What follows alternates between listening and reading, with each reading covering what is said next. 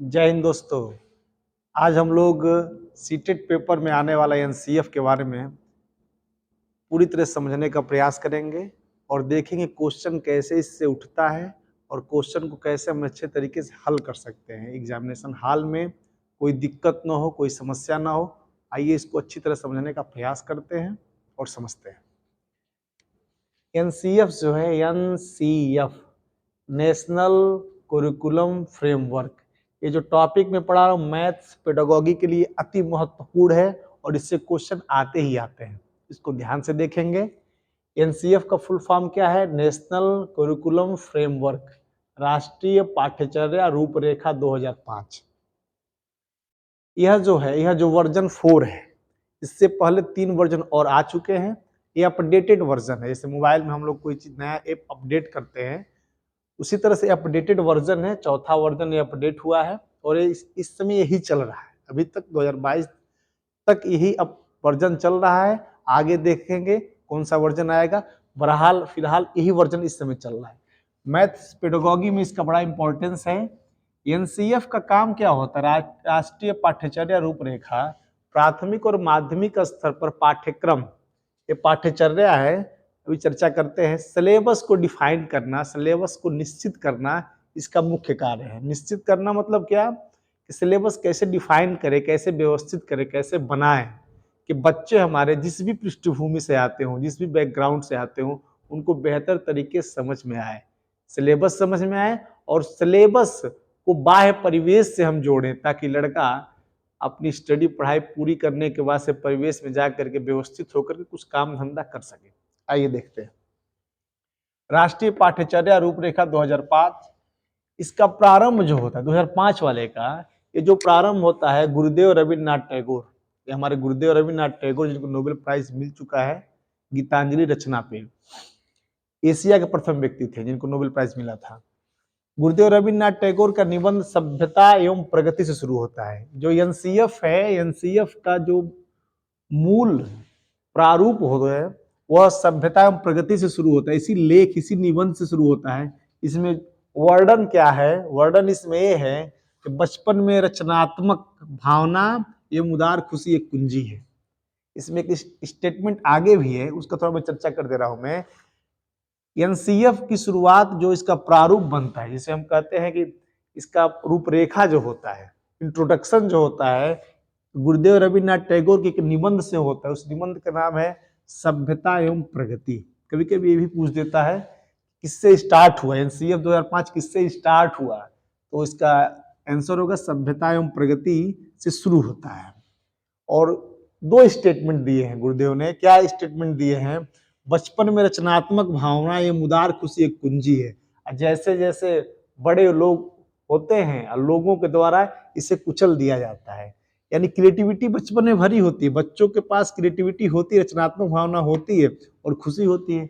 बच्चे एक दूसरे को देख करके खुश होते हैं, खेलते हुए खुश होते हैं, झगड़ा भी करें कुछ देर बाद फिर खुश होते हैं। तो ये होता है बच्चों में, नेचुरली होता है और रचनात्मक भावना क्रिएटिविटी नेचुरली होता है।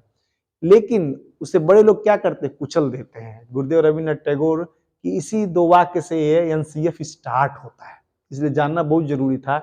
एनसीएफ की एक कोशिश रहती है कि जो ये क्रिएटिविटी और उदार खुशी को कुचला जा रहा है समाज द्वारा या बड़े लोगों द्वारा, उस पर आघात न हो।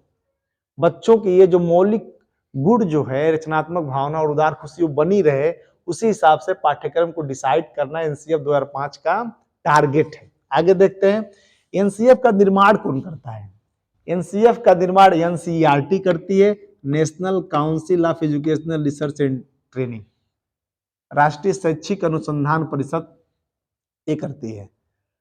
तो अब ये एनसीएफ का निर्माण एनसीईआरटी कर दी, ठीक है। एनसीएफ 2005 चौथा वर्जन है और स्टार्ट कैसे हुआ? गुरुदेव रविन्द्रनाथ टैगोर के निबंध सभ्यता एवं प्रगति से स्टार्ट होता है और 2 कोट रचनात्मक भावना उदार खुशी होती है, जिसे वयस्क लोग कुचल देते हैं, उसी को बचाना है हमें। अब थोड़ा चर्चा करते हैं पाठ्यचर्या, पाठ्यक्रम, पाठ्यपुस्तक। पाठ्यचर्या कुरिकुलम जो मैं लिखा हूँ, पाठ्यक्रम सिलेबस और पाठ्यपुस्तक बुक्स, प्रायः लोग एक ही समझते हैं। थोड़ा सा माइन्यूट डिफरेंस है। पाठ्यचर्या ओवरऑल वैल्यू होती है, जैसे हम क्लास में सीखते हैं, सोसाइटी में भी सीखते हैं, मित्र मंडली से भी सीखते हैं, कहीं जाते हैं ना तो इस तरह वहां भी सीखते हैं। ये पाठ्यचर्या का टोटल हिस्सा हुआ। पाठ्यक्रम क्या हुआ है, जो सिलेबस डिफाइन करते हैं, जो हमें जैसे कक्षा 10 पास करने के लिए, कक्षा 5 पास करने जो सिलेबस बनता है उसे पाठ्यक्रम कहते, पाठ्य पुस्तक बुक कहते हैं। इस तरह हम देख सकते हैं पाठ्यचर्या के अंतर्गत पाठ्यक्रम है। मतलब क्या हुआ, पाठ्यचर्या एक बड़ा वर्जन है, पाठ्यक्रम एक छोटा वर्जन है, यानी उसी का एक हिस्सा है। तो ये अंतर समझ में आना चाहिए। पाठ्यचर्या जो है ब्रॉड थिंकिंग में है, पाठ्यक्रम उसके अंदर ही आने वाला एक हिस्सा है। जैसे कुछ बच्चे ऐसे होते हैं क्लास में जिनको क्लास समझ में नहीं आता है, उनको पाठ्यक्रम सिलेबस समझ में नहीं है, लेकिन बाहर निकलते एक्टिविटी उनकी अच्छी होती है, कुछ कलाकृति अच्छी बना देंगे, कुछ पेंटिंग अच्छी बना देंगे, कुछ ऐसा क्रिएटिविटी सोचेंगे कि जिससे आपको लगेगा ये लड़का कैसे जान गया, सिलेबस तो समझता नहीं, लेकिन वो पाठ्यचर्या के अंतर्गत वो भी लर्निंग कर रहा है, वो सीख रहा है। तो पाठ्यचर्या डिसाइड करने का, पाठ्यचर्या के अंतर्गत पाठ्यक्रम है, तो पाठ्यचर्या के अंतर्गत पाठ्यक्रम, तो पाठ्यक्रम को ऐसे रखेंगे कि परिवेश को जोड़ते हुए उसे आगे बढ़ाने का प्रयास करें। आइए देखते हैं एनसीएफ की थीम क्या है, एनसीएफ 2005 की थीम क्या है, मतलब इसका लॉजिकल पार्ट क्या है, क्या चाहती है एनसीएफ, स्कूलों से चाहती क्या है एनसीएफ, कक्षा ज्ञान को बच्चे के बाह्य परिवेश से जोड़ना है, एनसीएफ का मुख्य टारगेट है। कक्षा ज्ञान मतलब 1 2 3 4 5 के 6 7 8 9 10 11 12 तक के बच्चों का जो कक्षा ज्ञान, जो सिलेबस है, जो क्लास में पढ़ाया जाता है, उसके बाह्य परिवेश से जोड़ना है। उसके बाह्य परिवेश में 3 घटक हो सकते हैं, उसका खुद का अनुभव हो सकता है, घर हो सकता है, घर उसका बाह्य परिवेश है, मित्र मंडली हो सकती है, देश राज्य और विदेश तक हम इसको समझ सकते हैं उसके बाह्य परिवेश से। पढ़ाई को उसके हम बाह्य परिवेश से जोड़ें, यही एनसीएफ का 2005 का थीम है। और एनसीएफ 2005 का थीम में क्या है कि बच्चा सेंटर पे है, चाइल्ड सेंटर पे है, और अध्यापक उसके सरकमफ्रेंस परिधि पे है। यानी मुख्य रूप से बच्चा ही है एनसीएफ, चाइल्ड ही है जो हमारा छात्र है, वो छात्र ही प्रमुख है, छात्र केंद्रित हमारी प्रणाली है। पहले पुरातन समय में अध्यापक केंद्रित, गुरुजन केंद्रित प्रणाली होती थी, लेकिन इस समय क्या है, एनसीएफ 2005 क्या है, चाइल्ड सेंटर्ड एजुकेशन है, छात्र केंद्रित है, और अध्यापक चारों ओर उसके है, और ये पाठ्यक्रम है जिसके हिसाब से अध्यापक घूमता रहता है। तो हम करना क्या है, छात्र हमारा जो है गॉड है, नई शिक्षा नीति में छात्र हमारा गॉड है, उसी हिसाब से हम प्रश्नों को समझेंगे। जैसे मैथ आपको पढ़ाना हो, जैसे मैथ पढ़ाना हो, लड़का समझ नहीं रहा है, आप क्लास में चले गए, ये सब डालने का, प्रश्न पूछने का मतलब क्या है, एक कमेटी मानती है कि मान लीजिए अध्यापक हो नियुक्त होकर आप कल स्कूल में जाएं, प्राथमिक स्कूल में जाएं, जूनियर में जाएं, केवीएस में जाएं, तो वहाँ के बच्चे का परिवेश जब तक आप समझेंगे नहीं, अच्छे तरीके से उसे गणित नहीं सिखा सकते हैं, भाषा नहीं सिखा सकते हैं, उसके परिवेश को समझना होगा। जैसे लड़के, अगर मान लीजिए किसी लड़के के घर में मिट्टी का बर्तन बनता है, आप उसका परिवेश समझ गए तो विभिन्न आकृतियों को आप उसको समझा सकते हैं, गोल आकृति क्या है, आयत आकृति क्या है, वर्ग आकृति क्या है, उसके परिवेश से आपने उसकी शिक्षा को जोड़ दिया, लड़का बेहतर समझेगा और काफी ग्रोथ करेगा।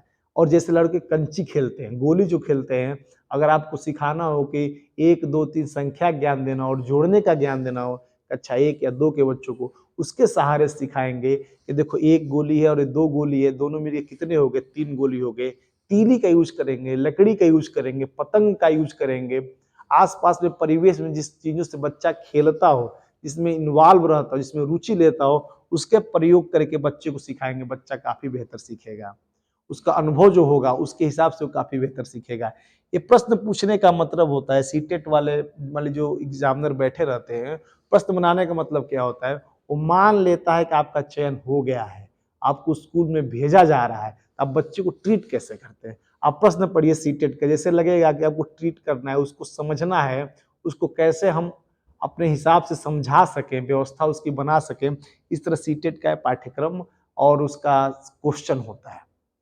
क्वेश्चन लॉजिकल पार्ट होता है। हमने ये समझा एनसीएफ क्या है, इसका फुल फॉर्म 2005 मैथ्स पेडागोगी में इसका यूज क्या है, इसका प्रारंभ कहाँ से होता है, गुरुदेव रविन्द्रनाथ टैगोर के निबंध सभ्यता एवं प्रगति से शुरू होता है। सभ्यता एवं प्रगति में 2 वाक्य हैं, 2 वाक्य में, प्रथम वाक्य में लिखा हूं, बचपन में रचनात्मकता भावना एवं उदार खुशी एक कुंजी होती है जिसे वयस्क लोग कुचल देते हैं। दूसरा सेंटेंस ये है जिसे वयस्क लोग कुचल देते हैं। और एनसीएफ इसी को ध्यान में रखना है कि बच्चे की रचनात्मक भावना या उदार खुशी कुचली न जाए। हम सिलेबस ऐसा बनाएंगे कि बच्चे की मौलिकता बनी रहे, वो प्रश्न पूछ सके और आपसे तर्क कर सके, डिस्कशन कर सके कि सर ये कैसे हुआ है, ये मुझे थोड़ा समझना है। इस तरह की व्यवस्था बनानी है।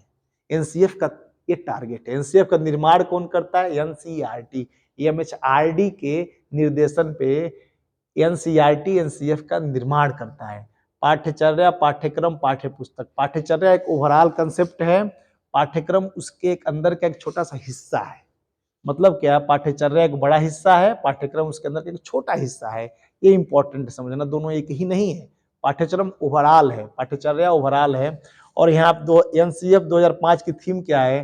कक्षा ज्ञान को बच्चे के बाह्य परिवेश से जोड़ना, उस बाह्य परिवेश में अनुभव, घर, मित्र मंडली, देश विदेश और पेपर, न्यूज़पेपर, तमाम तरह की घटनाएं होती हैं उससे जोड़ना। और ये एनसीएफ का दूसरा थीम क्या है?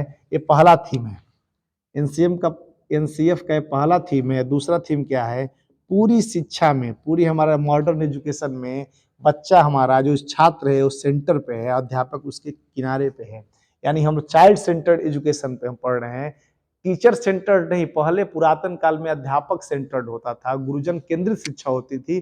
गुरुजन ने कह दिए तो बच्चे को करना ही करना। लेकिन आजकल नहीं, आज के परिवेश में क्या है? बच्चा जिस तरह से समझे उसको वैसे ही समझाना है। दबाव दे के नहीं, उसके भाव को, उसके अनुभव को, उसके परिवेश को समझते हुए उसको पाठ्यक्रम का ज्ञान देना है, बेहतर तरीके से ज्ञान देना है। और पाठ्यक्रम पाठ्यचर्या में सामंजस्य बनाना है, इस पाठ्यक्रम का बाहर उसका यूज हो। जैसे बच्चा सब्जी खरीदने जाता है, उससे ये पूछना है, बाबू ये बताओ आधा किलो में कितना ग्राम होता है? थोड़ा सोचेगा, आधा किलो में कितना ग्राम होता है? अच्छा 100 ग्राम तुम मूंगफली खरीदते हो? हाँ खरीदते हैं सर। आधा किलो में कितना ग्राम होगा? तो सोचेगा। उसको पहले आप बताएंगे 1 किलोग्राम 1000 ग्राम होता है, तो कहेगा हाँ सर आधा किलो में 500 ग्राम होगा। इस तरह परिवेश से जोड़ करके उसको जब बताएंगे तो उसको गणित बढ़िया आएगा और वो सीखेगा और आपका प्रश्न भी अच्छा होगा। पेपर सीटेड बनाने वाले मान लेते हैं कि अध्यापक हो गए हैं, उस तरह के क्वेश्चन आपको दिए जाते हैं कि बच्चे को किस तरह से आप समझाएंगे, किस तरह उसके मनोभाव को समझेंगे और कैसे अपने भाव को उसके भाव तक पहुंचा पाएंगे, अपनी बात को कैसे उसके पास पहुंचा पाएंगे। और यही एनसीएफ का मुख्य थीम है कि उसके कक्षा ज्ञान को बाह्य परिवेश से जोड़ें, जिस परिवेश में वो रह रहा हो।